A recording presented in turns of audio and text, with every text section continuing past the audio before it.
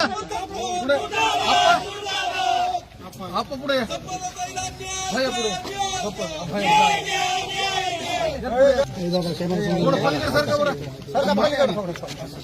पप्पा आता तुम्ही एवढ्या वर गेल्यावर कसं बोलणार रे मी फोन लावून बोलणार कसं तुमच्याशी खाली घे ना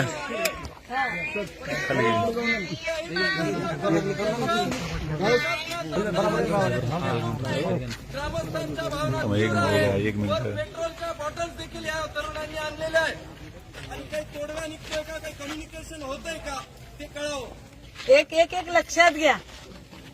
ज्या सरकारने पहिल्या दिवशी क्लीन चिट जाहीर केली, तुम्ही त्या सरकारकडनं जर न्यायाची अपेक्षा करत असाल तर तो न्याय इतक्या सहजासहजी कसा मिळेल दादा? थांब अगो जगदीशराव त्यांना बोलता करा ऐका एक लक्षात घ्या.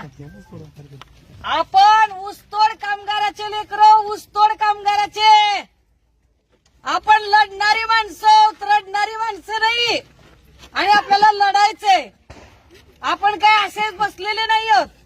आपल्याला लढायचंय, पण लढताना कायद्याच्या प्रत्येक गोष्टीचा अभ्यास करून त्यांच्या लक्षात आणून देऊन आपण लढणार आहोत.